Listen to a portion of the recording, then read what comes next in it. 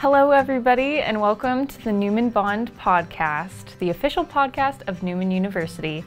I have the pleasure of meeting with Dr. Tomoko Bell today, and Dr. Bell is an assistant professor of biology here at Newman. She originally hails from Tokyo, Japan, where she received her PhD in earth science with a concentration in biology from the University of Tokyo. Tomo has a broad interest in biology, and some of her interests are extremophiles, or organisms thriving in extreme environments here on Earth, and their application for medical research, as well as the search for life on other planets, and anything and everything related to oceans and marine biology. So at Newman, Tomo loves helping and assisting students to make their dreams come true. And I love what she said about her teaching philosophy, which is she hopes to instill minimum stress and maximum gain of lifetime knowledge. So studying does not have to be a source of stress, it can bring joy. So Tomo is very passionate about creating a good environment where students can purely enjoy the science that they're learning.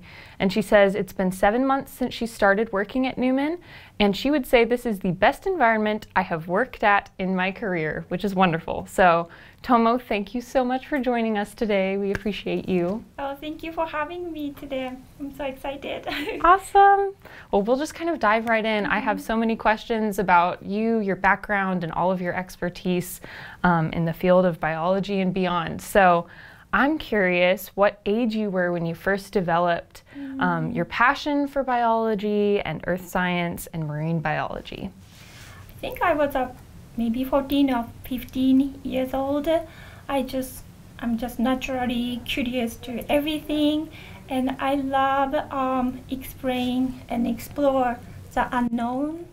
And when I was high school student, my parents sent me to this biology camp in Australia, and I got to spend about 1 week in this little island in Australia, so it was not the mainland. Okay. And I was able to explore all the nature. We were spending all day looking for penguin eggs, and then we did lots of exciting projects. And I think I made my mind, I want to be a researcher and then scientist, and want to be a biologist. Wow, that's amazing. So were you successful? Did you find penguin eggs on that expedition? That's amazing. Yes. How cool. So what did that passion kind of look like for you going forward? What other science opportunities did you get to experience? How did you really dive into that world? Yeah, so I didn't really like my high school, and I skipped a lot of classes on history, but I was so determined to be a biologist, so I started studying a lot to enroll to the school, which is famous for marine biology, and I was able to enroll to the college, and then I had lots of freedom to study what I'm interested, and I really enjoy the college life. So that's wonderful. And now you get to work in a college setting. Yes. So it's kind of full circle.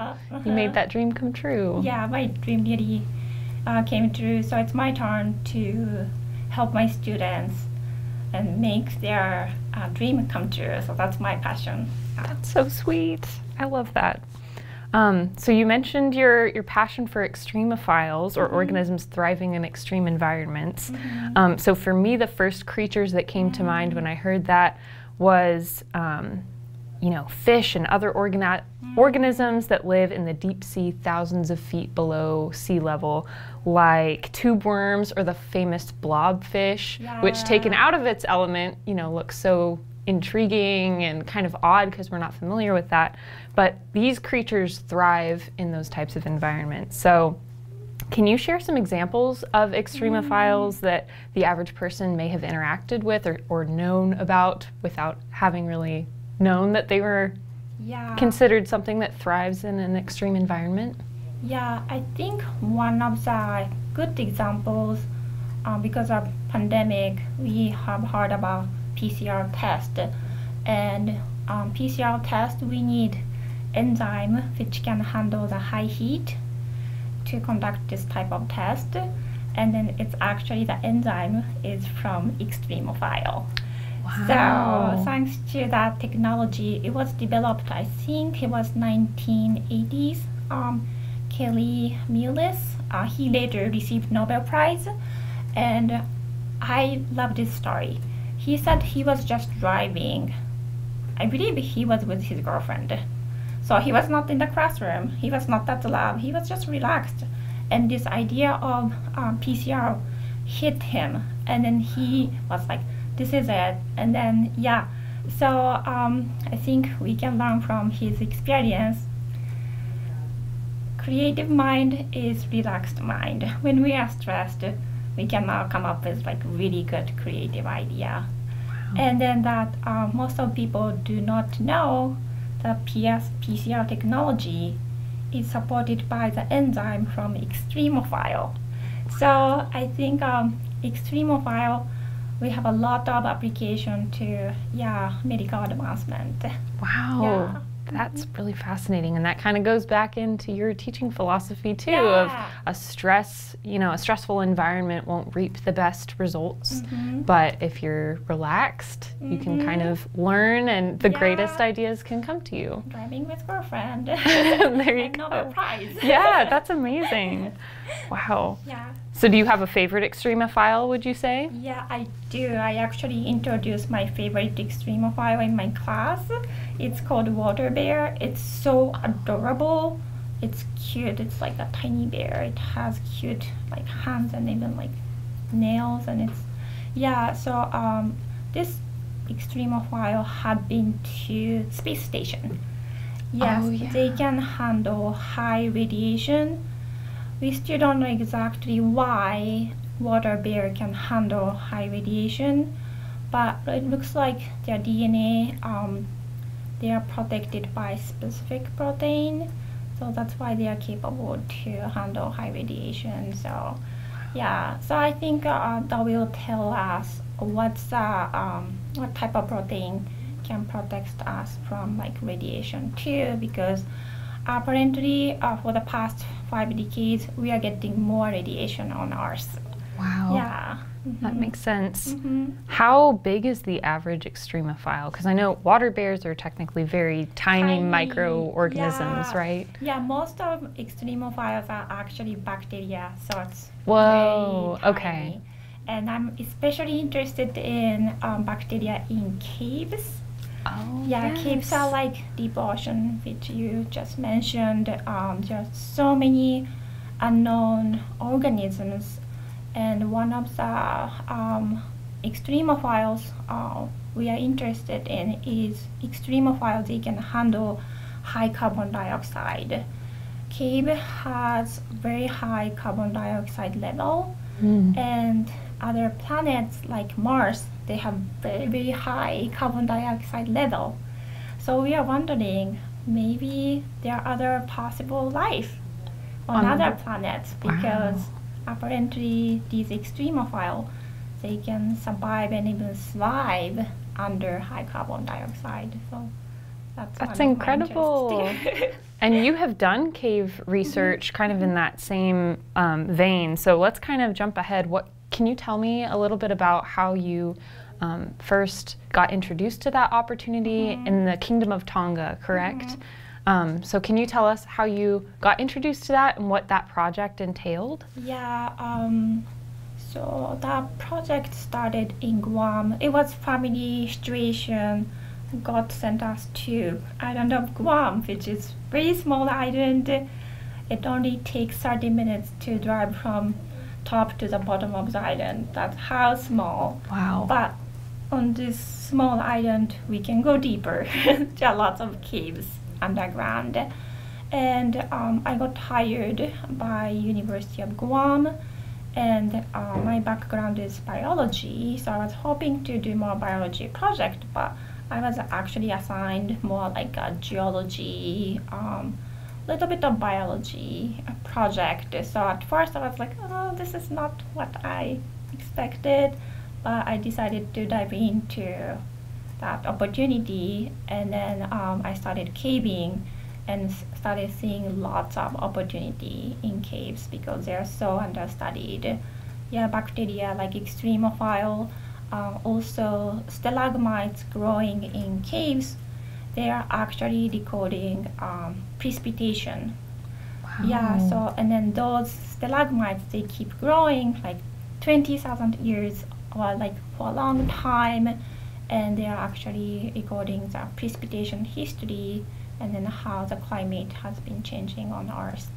Wow, so we can really pull a lot of information from the past and the present and studying those. And stalagmites have been around since prehistoric times, right? So that's amazing that you got to see that kind of history combination with biology in that setting. Yeah. So what did kind of a day as a day in the life of your cave expeditions look like? Yeah, one of the caves we have been studying a lot, it's really high in carbon dioxide, so we are allowed to spend about 30 minutes per caving. So we have to be very careful. We have to have a specific plan so we can do all the testing done in 30 minutes. Wow. And how deep did it go before under sea level? Actually, caves in Guam, it can be pretty shallow too, so I would say maybe 15 to 20 meter deep too. Oh, okay. So it's not that deep, yeah. Okay, that's so fascinating. And you have, you've gotten to lead Open Science, which is a movement that makes scientific research accessible and inclusive and diverse as possible. And you served as a subject matter expert for NASA's Open Science curriculum development. So can you tell us a little bit about that? Yeah, I was really fortunate, and then last summer, before I started working here, I had this opportunity to develop this curriculum, how to facilitate open science. And open science means only scientists should not enjoy science project. We should invite a lot of people as much as we can, including people who don't have a science background.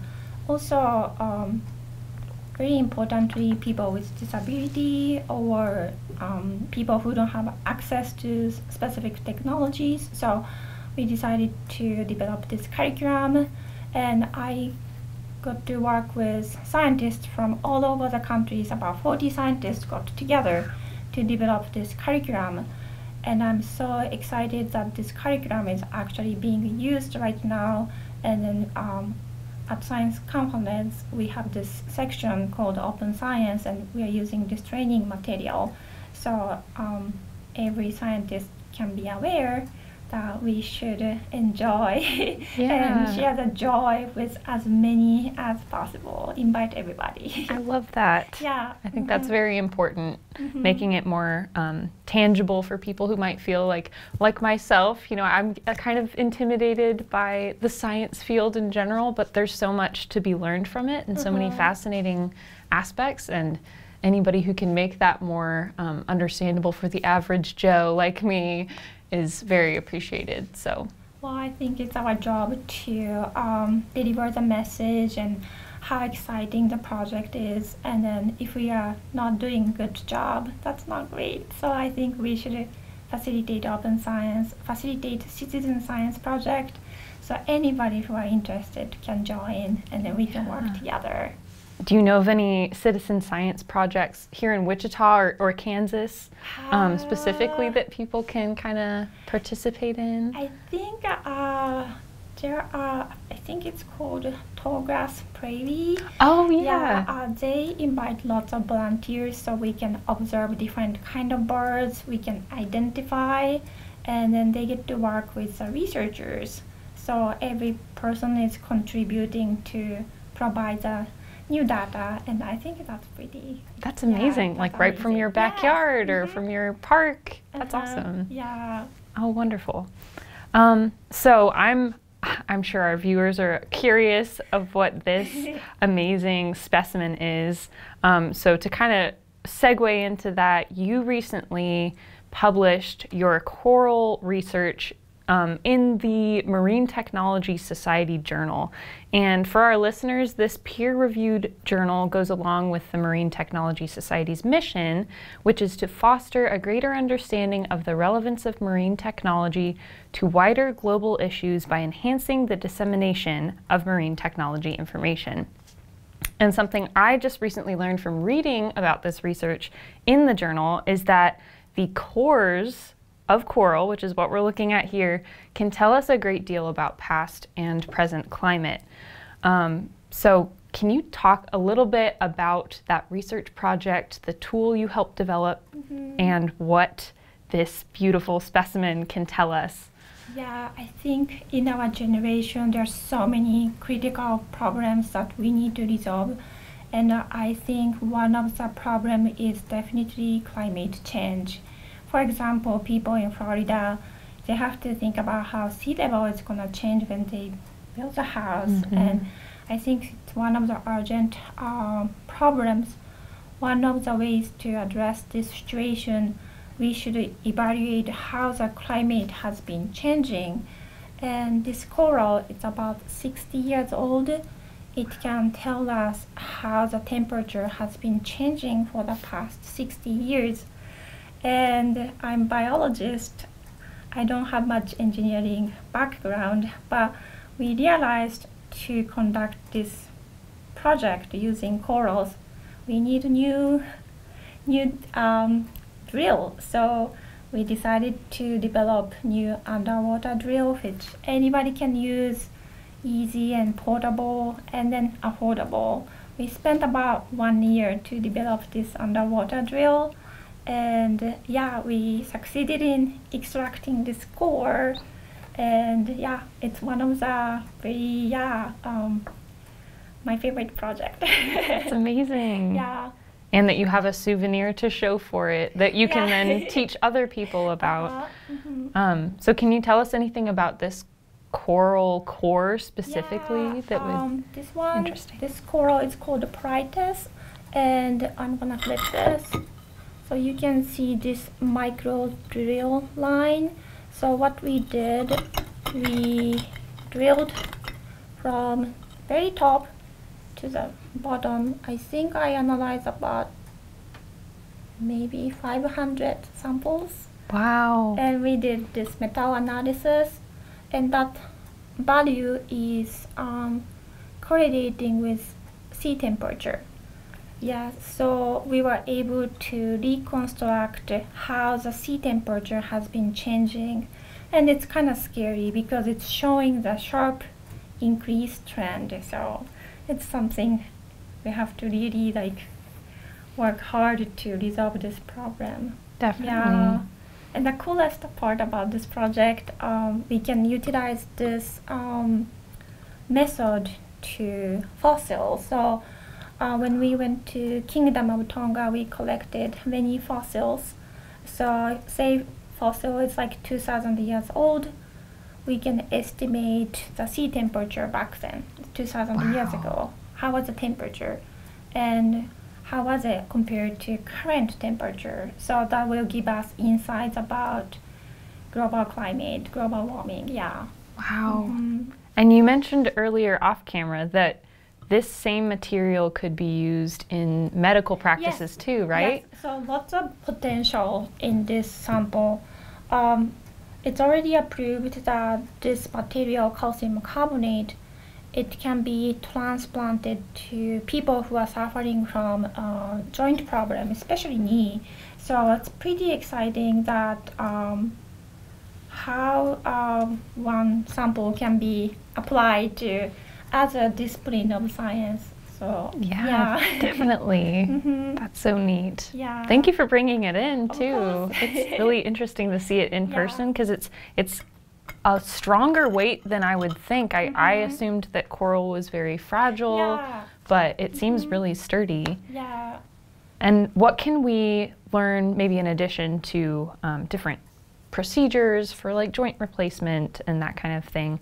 What can we derive from some of the projects that you've gotten to be a part of that apply to like human medical science? Yeah, so one of my interests is So we've been collecting these cave bacteria samples, and apparently most of bacteria, including extremophiles in caves, they are naturally antibiotic resistant. And one of the problems we are having is there are so many bacteria that are antibiotic resistant because we use lots of antibiotics. But the caves, which are protected from us, very isolated from humans, these bacteria naturally have this antibiotic resistance. So by studying this bacteria in caves, we can understand how these antibiotic resistant gene evolved, because obviously we don't give antibiotics to bacteria in caves, but they already have it. And then another cool aspect is bacteria in caves, they are naturally antibiotic resistant. That means there are natural antibiotics in caves, just like penicillin. So probably there are possible something just like penicillin in caves, we just don't know. So I feel like God provided us so many resources, but we just don't know yet. Yeah, but then research projects that you get to embark on and that other scientists get to embark on are truly worthwhile then to provide those opportunities and resources that we so desperately need sometimes in the medical field. Yeah, so I think it's so important for us to work with researchers from different disciplines. Yeah, so this cave bacteria research can be utilized for, are there any life on other planets, or can we use them for medical research? So I think we tend to talk with people who have the same discipline. We have to be really open to any type of disciplines, and then we work together. That's wonderful. Yeah, if you ever get the chance to teach an NSP at Newman, I loved those classes when I was a student because they combine those disciplines and kind of help prepare our students to work, not in silos, but with other disciplines to kind of come up with a solution. Yeah. So, and I think that's what our future needs too, just like you said, combining the different disciplines and reaching outside of the norm or the comfort zone. Right, yeah. And then I encourage my students to talk with a lot of people. Even if you think this project has nothing to do with, other people's specialties, you never know. We get lots of good ideas by talking with people from different backgrounds. I love it. So can you tell us a little bit about where your interest in life on other planets came from, or what research you've gotten to be a part of in addition to the Kingdom of Tonga, or if you want to talk more about that, just sharing those. Yeah, this possible life on other planets. I got to do internship at NASA JPL in 2021, during pandemic. And then I was able to meet lots of brilliant and humble people. So I made good friends, and then we've been talking about this possible life project. Me and one of my good friends, we are trying to create an environment which is close to caves on Mars, because I know some researchers are studying, is it possible for humans to live on another planet? Is there any possibility? And if there is possibility if we can live on Mars, it should be caves, because caves are shielded, protected, because we can avoid high radiation. So we want to create the environment kind of like Mars, especially Mars cave. And we want to test how these extremophiles from caves can handle the condition. And that's what we've been talking, and we're trying to make it happen. We're actually struggling, but that's okay. Part of the process, I'm sure. Yes. So I hope that my students can join, and then we can share the joy of this project too. Wow. So fascinating. You have such worldly experience beyond just the classroom, so it's really interesting to hear. Let's see, what inspired you to start teaching, and what's the most important lesson that you hope your students take away? I always wanted to be a professor. I love teaching, I like research, but being in the classroom, I'm in heaven. I love being in the classroom, and I hope my students know they are actually inspiring me. Yeah, my students are so passionate, super engaged, and I've been just so blessed. Oh, well, they're blessed to have you too. It's clear that you're very passionate and that you put that, you know, into every student that you encounter. So we are so lucky to have you. I really mean it. Let's see, I feel like there are so many questions that I have, but do you have advice for maybe infusing that same sense of curiosity and joy into science that is inclusive and accessible for lifelong learners? If there are any citizen science project, jump in, even if it's not your interest. Maybe that's message from God. So yeah, when I started this CAPE project, at first I was like, oh, I wanted to do something more like marine biology, so there was a little bit of disappointment, but once I started, I got really into it, and then I realized that this study can be applied to many different things. So if there are opportunity, even if it's not your interest, don't get disappointed, just dive in, and then you just never know. Yeah. That's good advice. Do you have any upcoming projects that you're working on or that you hope to one day pursue as like a bucket list item? Actually, our team, we submitted the proposal last year and then we got rejected. So I have had lots of rejection experience. Hey, and that's okay. Yeah, one of my dreams is having like this Mars chamber which can simulate the caves on Mars. Wow. And yeah, I hope one day that can happen, but we will see. I will not give up until it's gonna happen. Good for you. That's wonderful to hear. And what are some ways, you know, we're in landlocked Kansas, but every action that we take does have a step in, you know, solving climate change or keeping as many species from an early extinction as possible. So what are some ways that we can better protect our oceans, extremophiles, and the planet as a whole? I see. Yeah, I think joining the citizen science project, they can improve, our students or anybody can improve the sense of like, this is actually critical problems. So take every opportunity to work with researchers or scientists, and then know that you can really transform the world. Sometimes yeah, students are kind of like afraid, worried to talk to researchers, but I encourage my students, if you read papers, write an email and then also say, oh, I can volunteer, I can help you. And I think they love to hear from students. So yeah, take every opportunity, do not afraid to contact, and yeah. I love that. And that kind of plays right back into our mission as Newman University to empower our graduates to transform society and yeah, earn the degree of difference that will help make the world a better place. Yeah, ultimately. I tell my students, you can really transform the world. I love that. Is there anything else that I haven't asked that you'd like to add or talk about? No, not that I can think of. Okay, yeah. Well, thank you so much. It has been a pleasure having you on the Newman Bond podcast, and thank you to all who've tuned in. You've been listening to Dr. Tomoko Bell, Assistant Professor of Biology at Newman, and we publish new episodes of the Newman Bond every first and third Tuesday of the month, so be sure to follow us on social media or go to newmanu.edu/podcast to keep listening. We'll see you next time. Bye!